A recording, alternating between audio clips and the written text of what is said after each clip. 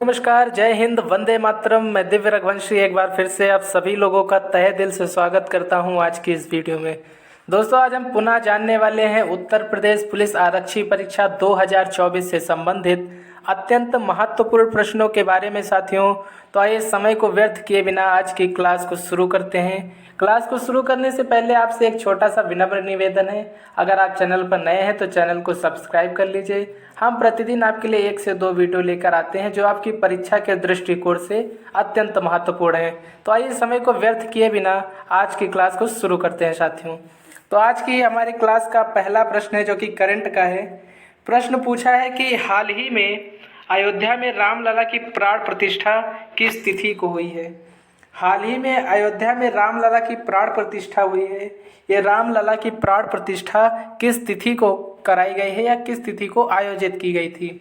तो आपके ऑप्शन है 23 मार्च 2024, 22 जनवरी 2024, 12 अप्रैल 2024 या 1 मई 2024। तो इसका सही उत्तर जो हो जाएगा साथियों वो हो जाएगा 22 जनवरी 2024।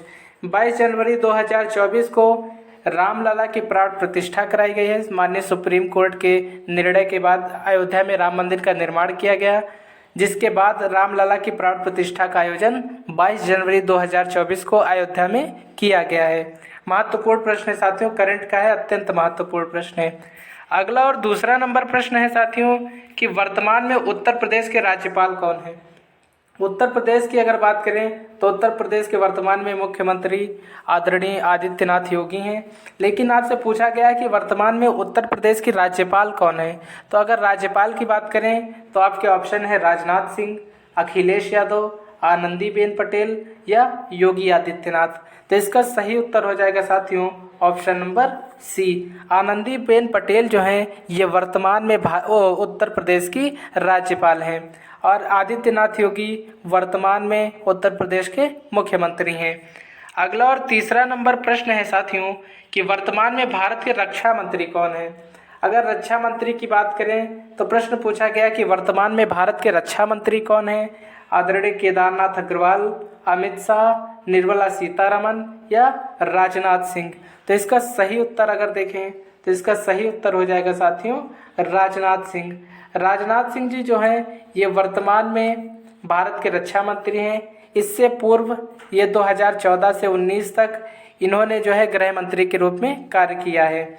अगला और चौथा नंबर प्रश्न है साथियों, प्रश्न पूछा गया कि वर्तमान में केंद्रीय शिक्षा मंत्री कौन है। अत्यंत महत्वपूर्ण प्रश्न है साथियों। प्रश्न है कि वर्तमान में केंद्रीय शिक्षा मंत्री कौन है। आदरणीय धर्मेंद्र प्रधान, अश्वनी कुमार, केशव प्रसाद मौर्य या अनंत कुमार।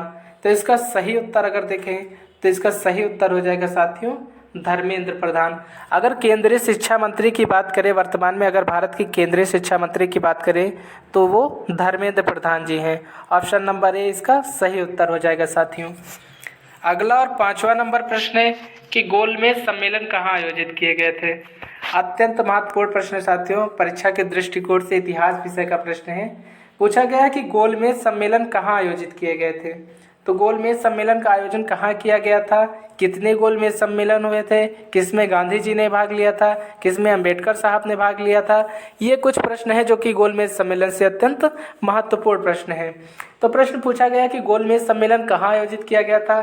भारत के शिमला में, नैनीताल में, कलकत्ता में या लंदन में। तो इसका सही उत्तर हो जाएगा साथियों गोलमेज सम्मेलन का जो आयोजन हुआ था, 3 गोलमेज सम्मेलन आयोजित हुए थे। बाबा साहब अम्बेडकर ने तीनों गोलमेज सम्मेलन में भाग लिया था और इसका आयोजन जो है लंदन में किया गया था। अगला और छठा नंबर प्रश्न है कि निम्न में से लाल बाल एवं पाल से किसका संबंध नहीं है। गरम दल एवं नरम दल कांग्रेस के 2 पक्ष थे, आप जानते ही होंगे। तो प्रश्न पूछा गया कि निम्नलिखित में से लाल बाल एवं पाल से किसका संबंध नहीं है। लाला लाजपत राय का, बिपिन चंद्र पाल साहब का, बाल गंगाधर तिलक जी का या गोपाल कृष्ण गोखले का। तो इसका सही उत्तर हो जाएगा साथियों बाल गंगाधर तिलक। बाल गंगाधर तिलक जो है इनका संबंध जो है ये इसका उत्तर हो जाएगा गोपाल कृष्ण गोखले। गोपाल कृष्ण गोखले साहब जो है जो गांधी जी के गुरु भी रहे हैं, गोपाल कृष्ण गोखले जी का लाल बाल एवं पाल से संबंध नहीं है।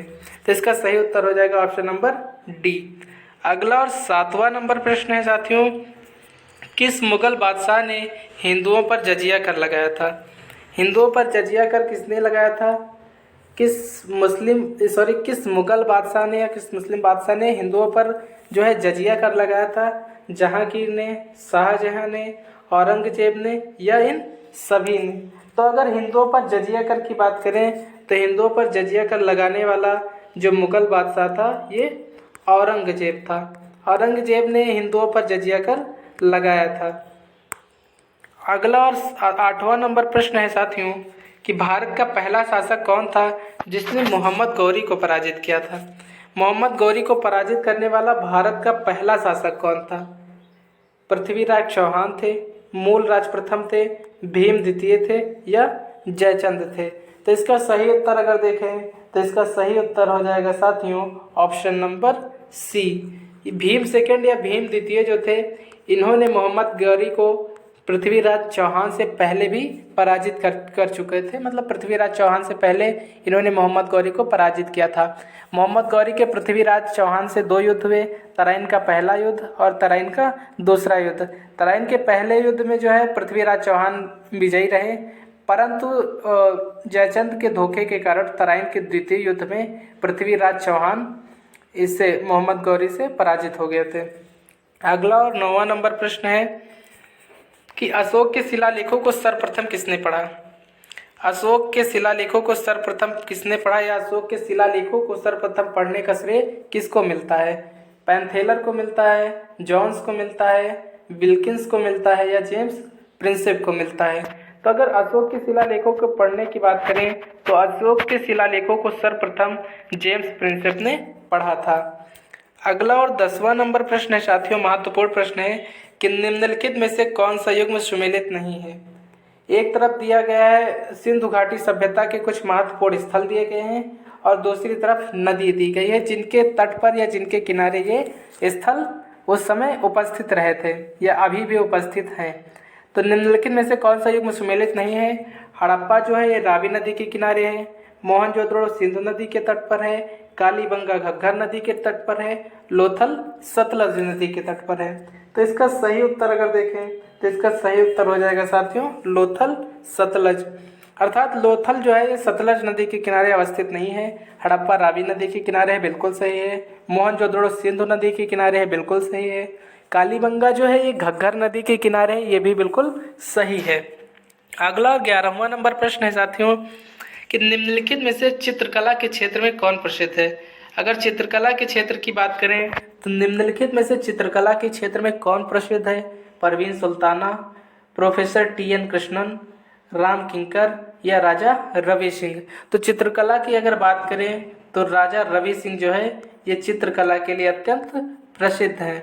इसका सही उत्तर हो जाएगा साथियों option number C, option number D. अगर चित्रकला के लिए प्रसिद्धि की बात की जाए तो राजा रवि सिंह जो है ये चित्रकला के लिए अत्यंत प्रसिद्ध हैं। अगला और 12वां नंबर प्रश्न है मित्रों कि निम्नलिखित में से कौन सा स्थान कसीदाकारी की चिकनकारी शैली के लिए प्रसिद्ध है? कसीदाकारी की जो चिकनकारी शैली है इसके लिए कौन सा स्थान प्रसिद्ध है? हैदराबाद, जयपुर, भोपाल, लखनऊ? तो इसका सही उत्तर हो जाएगा साथियों नवाबों का शहर लखनऊ। नवाबों का शहर कहा जाने वाला लखनऊ जो है ये कसीदाकारी की चिकनकारी शैली के लिए अत्यंत प्रसिद्ध है। ये उत्तर प्रदेश की राजधानी भी है और ये चिकनकारी के लिए अत्यंत प्रसिद्ध है। अगला और 13वां नंबर प्रश्न है साथियों कि पाल घाट, भोर घाट, थाल घाट दर्रे कहाँ अवस्थित हैं? ये जो पाल घाट, भोर घाट और थाल घाट जो दर्रे हैं ये निम्नलिखित में से कहाँ अवस्थित हैं? काराकोरम श्रेणी में, विंध्याचल श्रेणी में, हिमालय की श्रेणी में या पश्चिमी घाट में? तो पाल घाट, भोर घाट या थाल घाट की बात करें तो ये जो तीनों दर्रे हैं ये पश्चिमी घाट में अवस्थित हैं। पश्चिमी घाट में अवस्थित इन दर्रों को अत्यंत महत्वपूर्ण माना जाता है और परीक्षा के दृष्टिकोण से भी ये तीनों महत्वपूर्ण हैं। या तो कोई एक पूछ लेगा या तीनों देकर पूछ सकता है कि निम्नलिखित दर्रे कहाँ अवस्थित हैं। तो इसका सही उत्तर हो जाएगा साथियों पाल घाट, भोर घाट, थाल घाट ये पश्चिमी घाट में अवस्थित दर्रे हैं। अगला और 14 नंबर प्रश्न साथियों, प्रश्न पूछा गया कि निम्नलिखित में से कौन कायांतरित चट्टान है। अगर कायांतरित चट्टान की बात करें तो निम्नलिखित में से कौन कायांतरित चट्टान है? ग्रेनाइट है, शैल है, संगमरमर है या बेसाल्ट है। तो इसका सही उत्तर हो जाएगा साथियों, इसके सही उत्तर की अगर बात करें तो इसका सही उत्तर हो जाएगा साथियों संगमरमर। संगमरमर जो है ये कायांतरित संगमरमर जो है ये कायांतरित चट्टान है। ये महत्वपूर्ण प्रश्न भी है, पूछा गया है। चट्टान से एक प्रश्न पिछले 2-3 वीडियो में बताया है। चट्टान से एक प्रश्न शायद भूगोल से अगर आएगा तो चट्टान से एक प्रश्न आपकी परीक्षा में आ सकता है। अगला और 15वां नंबर प्रश्न साथियों, पूछा गया कि सौरमंडल में सबसे बड़ा ग्रह कौन सा है। सौरमंडल की अगर बात करें, सौरमंडल का सबसे बड़ा ग्रह कौन सा है? शुक्र है, शनि है, बृहस्पति है या पृथ्वी है। तो सौरमंडल के सबसे बड़े ग्रह की बात करें तो सौरमंडल का जो सबसे बड़ा ग्रह है वो बृहस्पति है। इसके उपग्रहों की संख्या सबसे अधिक है, तकरीबन 67 उपग्रह है इसके। वर्तमान में शायद इससे भी अधिक हो गए होंगे और ये जो है सौरमंडल का सबसे बड़ा ग्रह माना जाता है। अगला और 16वां नंबर प्रश्न साथियों कि उत्तर दक्षिण गलियारा परियोजना किन्हें आपस में जोड़ती है। उत्तर दक्षिण गलियारा परियोजना जो शुरू की गई थी ये निम्नलिखित में से किन 2 स्थानों को आपस में जोड़ती है? तो दिल्ली को मदुरै से जोड़ती है, दिल्ली को कन्याकुमारी से जोड़ती है, श्रीनगर को कन्याकुमारी से जोड़ती है या श्रीनगर को तिरुवनंतपुरम से जोड़ती है। तो इसका सही उत्तर हो जाएगा साथियों श्रीनगर को कन्याकुमारी से। श्रीनगर को कन्याकुमारी से अगर जोड़ने की बात करें तो ये उत्तर दक्षिण गलियारा परियोजना जो है इसके लिए लाई गई थी। अगला और 17वां नंबर प्रश्न है साथियों कि नाबार्ड क्या है। नाबार्ड क्या है, नाबार्ड का फुल फॉर्म क्या होता है, इसको आपको बताना है कमेंट बॉक्स में।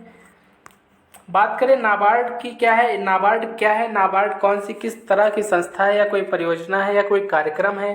तो नाबार्ड क्या है, आपके ऑप्शन है निर्धनता निवारण कार्यक्रम है, एक सामाजिक सुरक्षा योजना है, एक बैंक है या एक बीमा निगम है। तो इसकी अगर सही उत्तर की बात करें तो इसका सही उत्तर हो जाएगा साथियों बैंक। नाबार्ड जो है ग्रामीण क्षेत्रों में लोन देने के लिए एक प्रकार का बैंक है जो सरकार के द्वारा खोला गया था।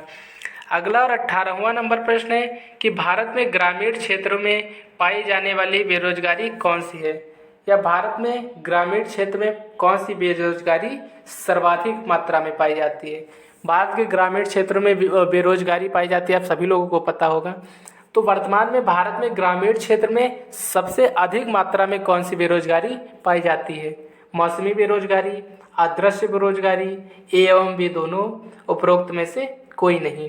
तो इसका जो सही उत्तर हो जाएगा साथियों ए एवं बी दोनों, क्योंकि ग्रामीण क्षेत्र है जो भारत के उसमें सर्वाधिक मात्रा में मौसमी बेरोजगारी भी देखने को मिलती है और अदृश्य बेरोजगारी भी देखने को मिलती है। अगला और 19 नंबर प्रश्न साथियों कि किस संशोधन के द्वारा संविधान में समाजवादी, धर्मनिरपेक्षता तथा राष्ट्र की एकता एवं अखंडता जैसे शब्द जोड़े गए थे। 42वां संविधान संशोधन, 44वां संविधान संशोधन, 45वां संविधान संशोधन या 68वां संविधान संशोधन। तो इसकी अगर सही उत्तर की बात करें तो इसका सही उत्तर हो जाएगा साथियों 42वां संविधान संशोधन 1976। 42वें संविधान संशोधन के द्वारा समाजवाद, धर्मनिरपेक्षता, राष्ट्र की एकता एवं अखंडता जैसे शब्द प्रस्तावना में जोड़े गए थे।